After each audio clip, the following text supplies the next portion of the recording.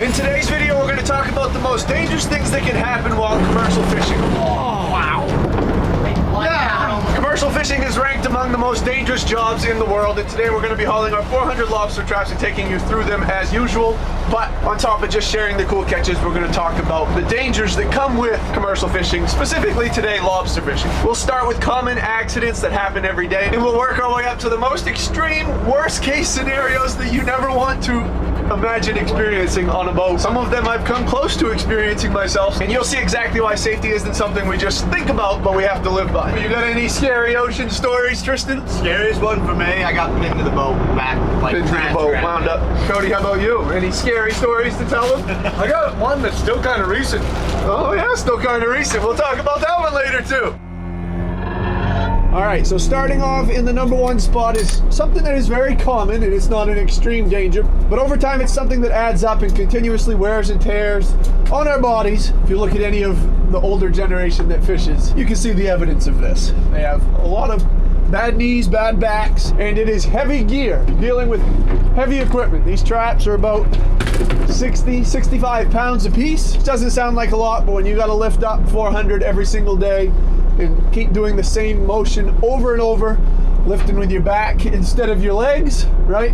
Yes, nothing but a quick jerky motion. Yep. Over time, backs wear out, knees wear out, hips, shoulders, elbows, everything wears out over time, especially when you're on a rocking boat. Over the course of 20, 30 years, it's something that adds up. And it's an unfortunate part of the job because there's no getting around it, no matter how safe you try to be. So that one starts us off with the most frequent. And again, we're going to work our way up to more extreme examples as we go. And in the number one spot is one that I hope I never have to deal with. Absolutely terrifying situation. And I have a funny story actually about it.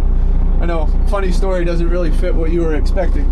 It's supposed to be scary, not funny, but A weird sense of humor. it's kind of, no, it is funny. I don't know if you've heard the story or not, but I don't know, maybe. good.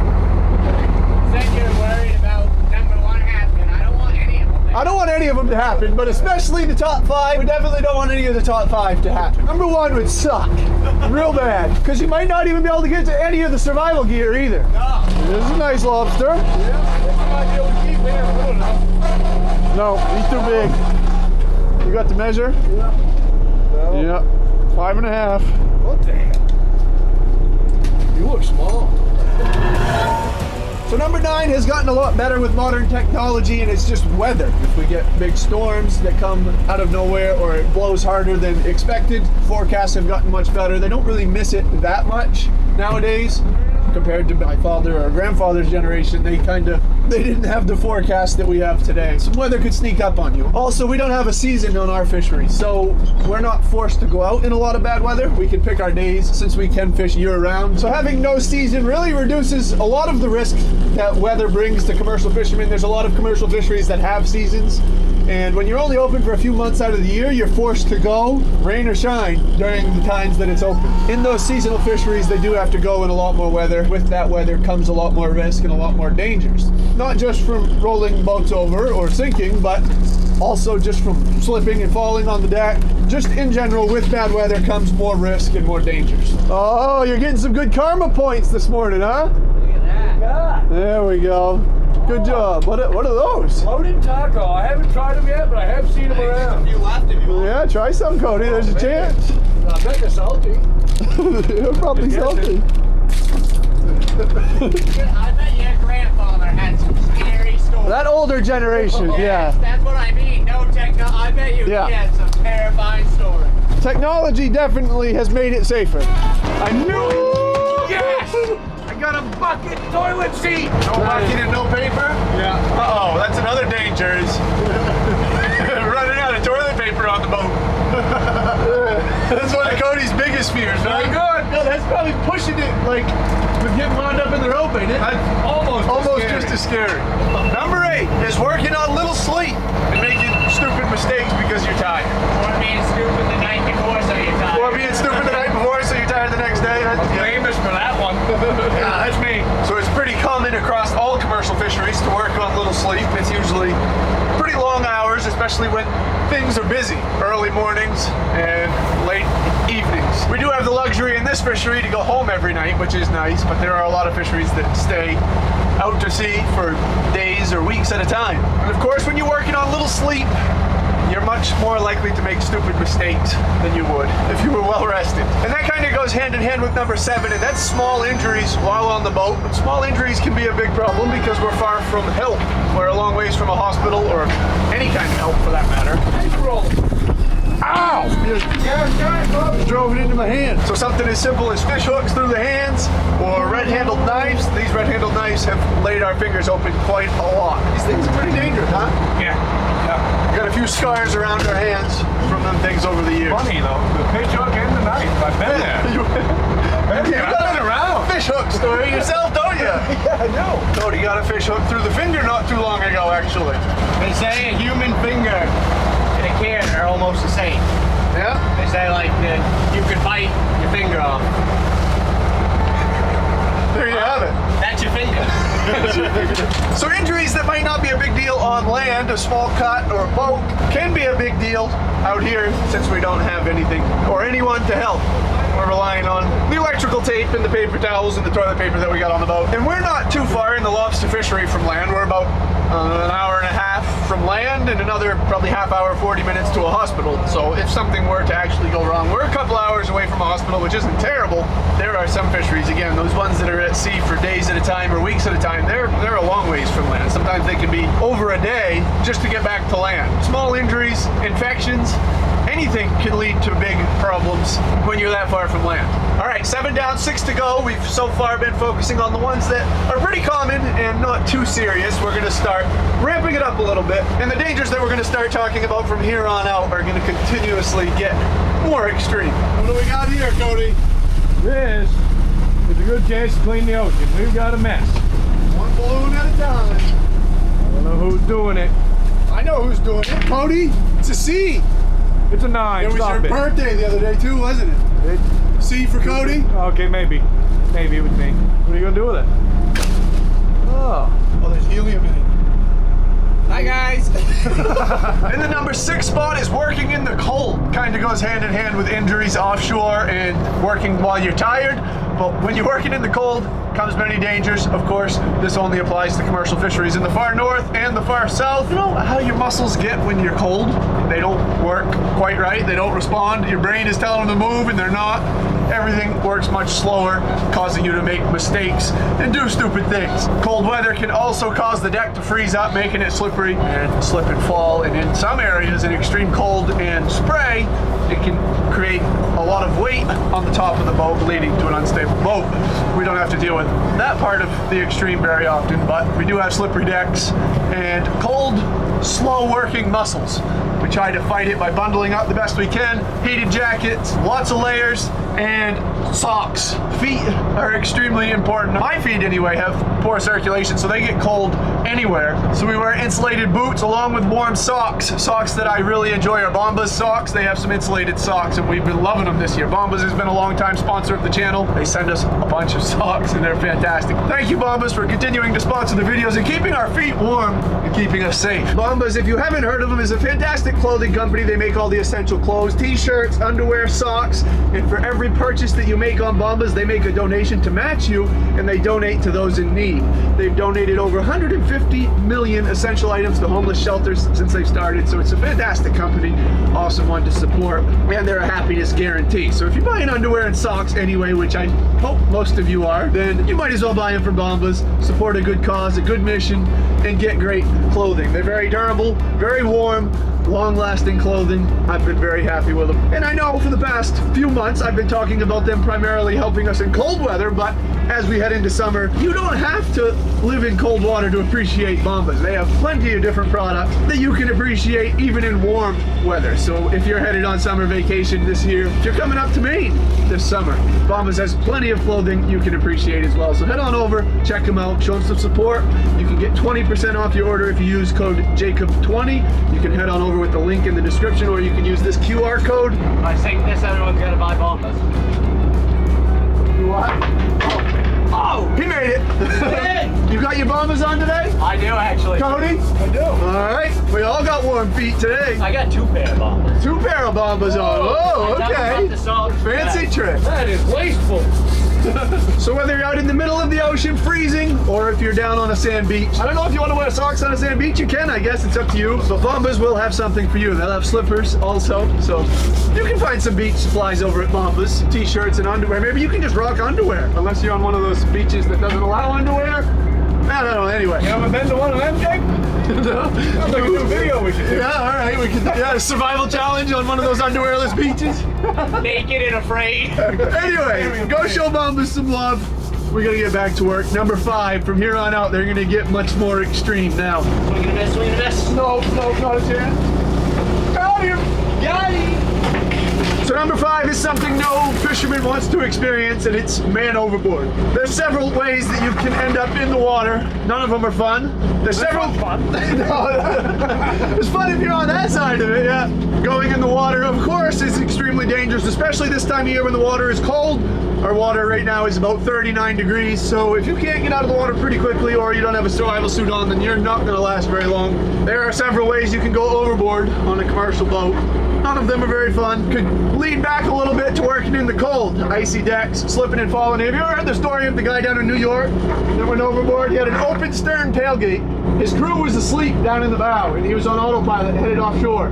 He went back, move a cooler on the deck, and he thought it was full and it was empty. And he pulled on it and he walked right off the back of the boat. Boat was on autopilot, middle of the night. Holy.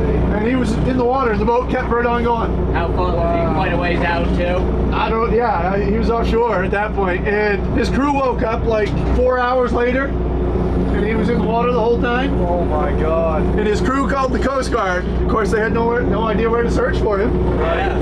4 hours of steam. He took his boots off, tipped them over upside down, tucked them under his armpits for life jackets, and floated for like 8 hours. And the Coast Guard found him and he lived.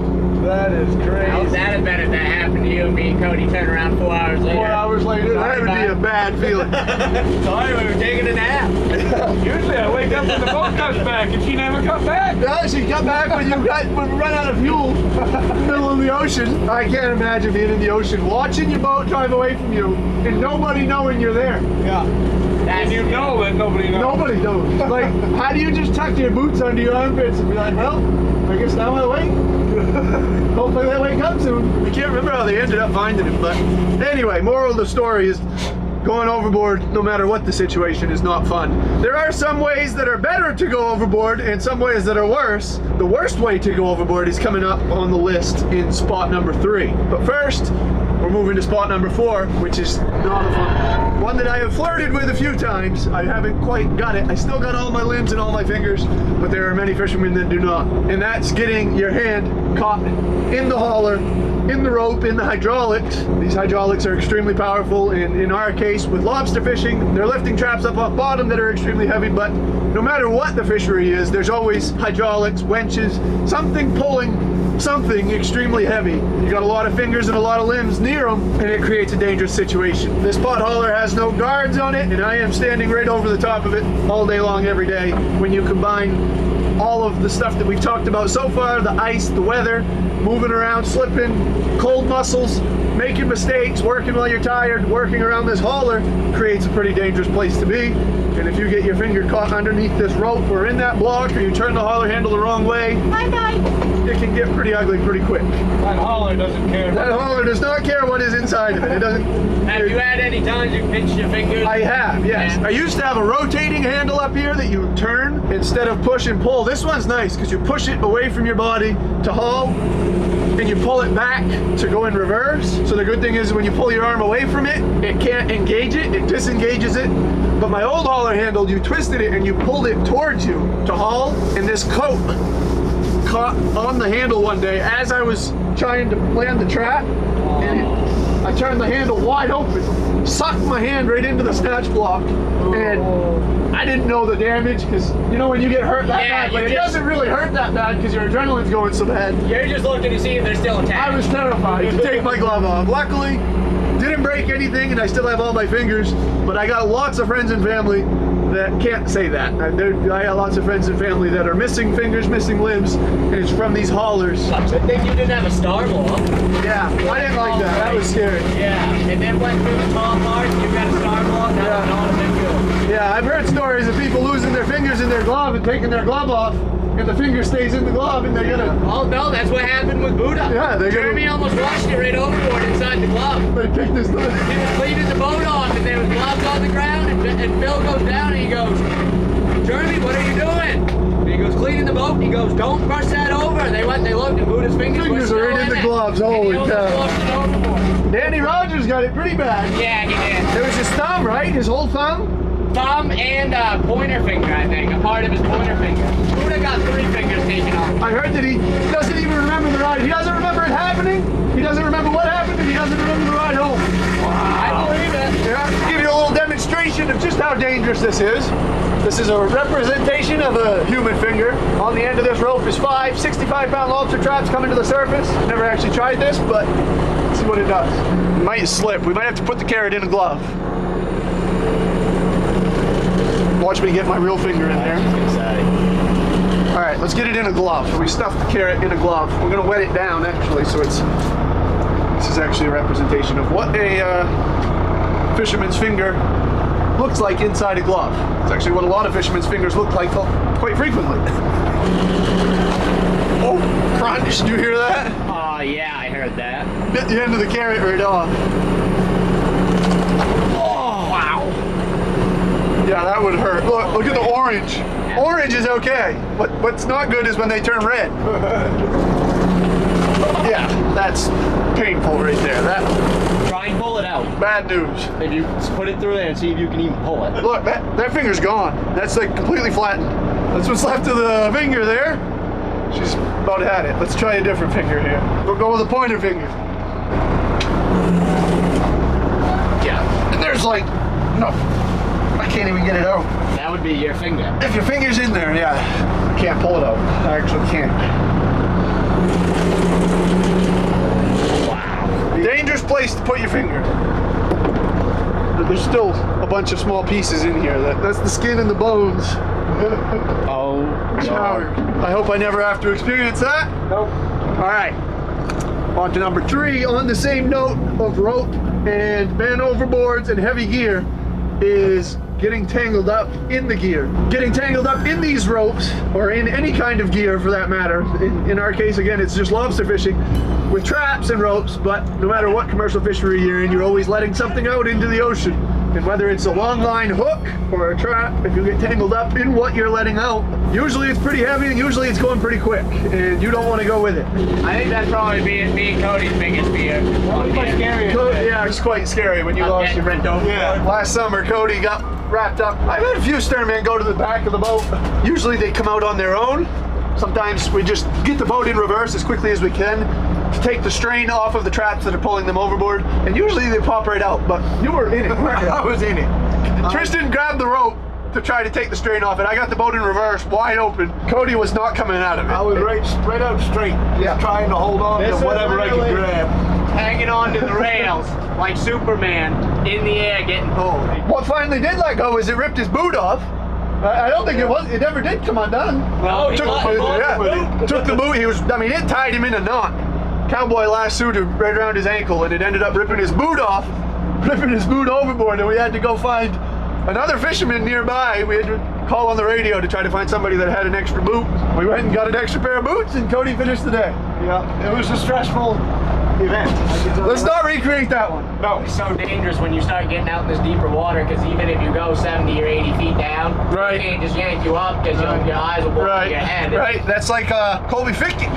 Yeah, exactly. 100%. Colby Fickett threw a grapple overboard, and you heard that story. Yeah, that's crazy. Looked in his jacket, he went right to bottom 90 feet, like, what, 2 or 3 seconds? He said he can remember sitting on bottom, looking up at the boat, hanging onto the rope and the grapple, and then all of a sudden he's coming back to the surface just as fast. Yeah. When they came up, they said his eyes were right almost man. blown out of his head. Brutal. Yeah.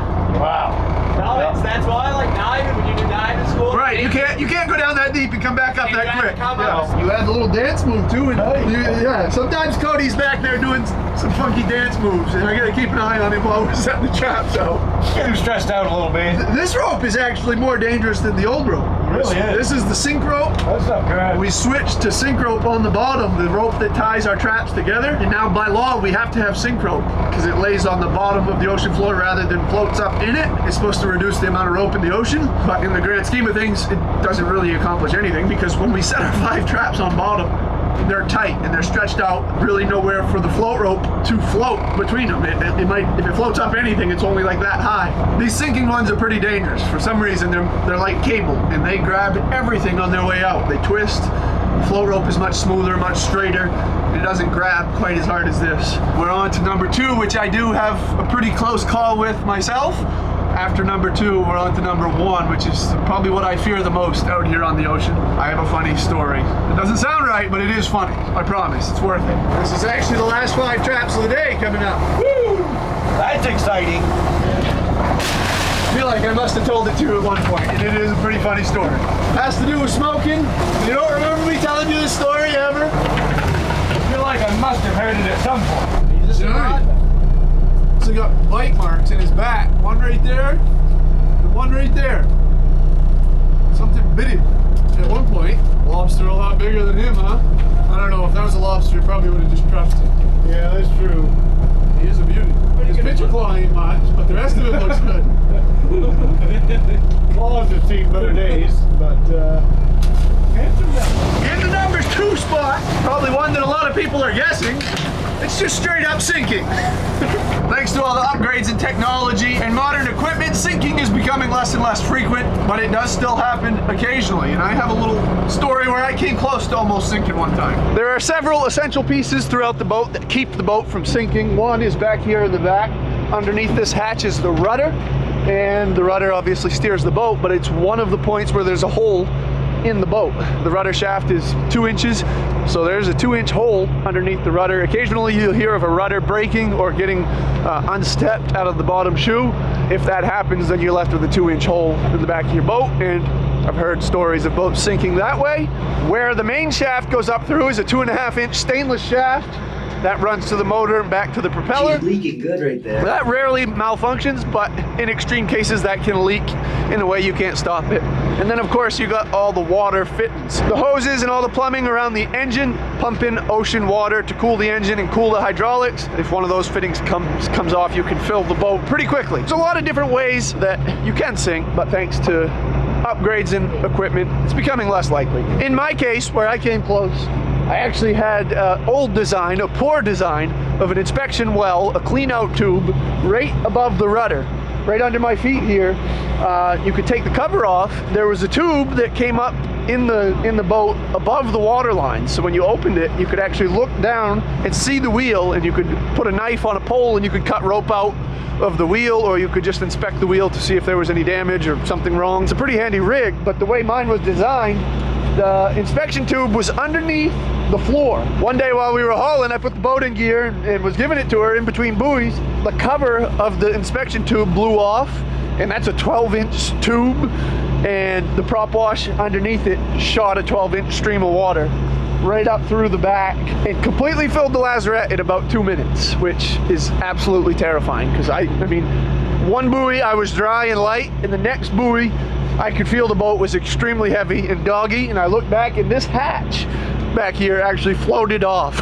It wasn't locked down. It's just never good when your hatch floats away. I thought for sure we were gonna sink. I made some calls on the radio to some friends that were nearby and told them to get over to me as quickly as possible, because I'm taking on a lot of water really quick, and I don't suspect I'm going to be able to find the problem before we sink. Luckily, it was isolated to the stern. It wasn't a leak in the main bilge. We were able to find where the water was coming from and stop the leak before we actually did sink. But for about 5 minutes there, I was 90% sure we were headed into the water that day. Glad I wasn't there for that one. Yeah, that was not fun. Last 5 traps of the day. Woo! Which takes us to number 1. The only thing worse than sinking. Cody, what do you think it is? The only thing worse than sinking me? The only thing worse than sinking. I'm gonna. Fire.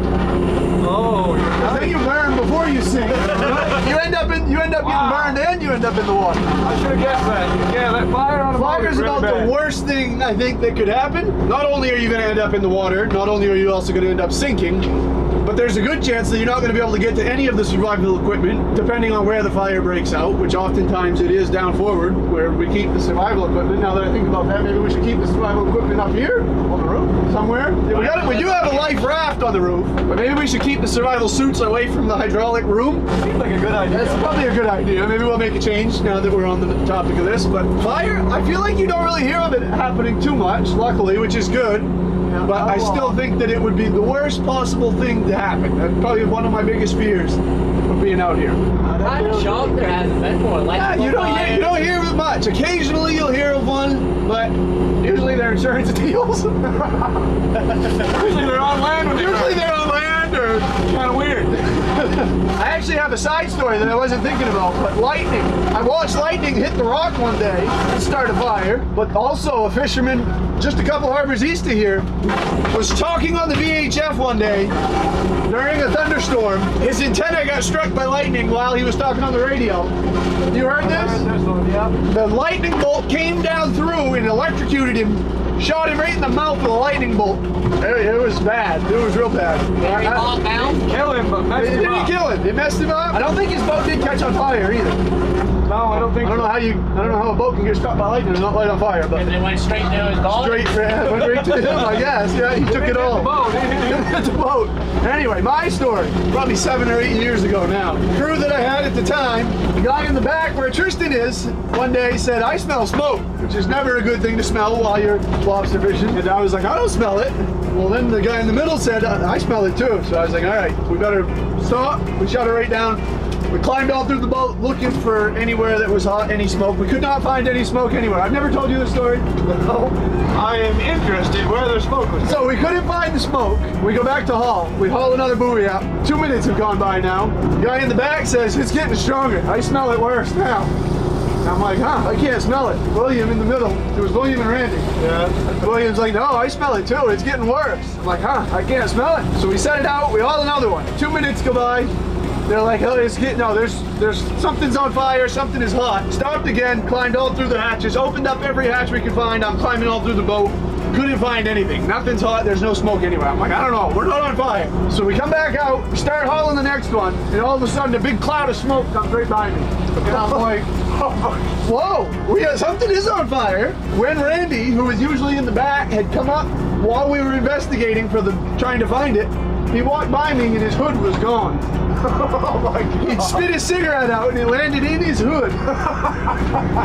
It caught his hood on fire, and there was nothing left of his hood. That It was is just awesome. soot and ash, and it was just like smoldering. Burned his hood right off, and we thought we were afire for like 10 or 15 minutes, but that's as close as I ever came to lighting on fire. Hopefully as close as I ever come. That is funny. That And he is couldn't find it. And he could smell it the most. It was pretty funny. Anyway, there are the 10 most dangerous things. There's probably plenty of others that I missed. If there's any that you can think of, yeah. Leave them in the comments, let me know. Oh, saying the pink curly-tailed farm animal's pretty dangerous. Christian likes to do that. Nothing on the list happened. Yeah. Let's get home first before we jinx ourselves.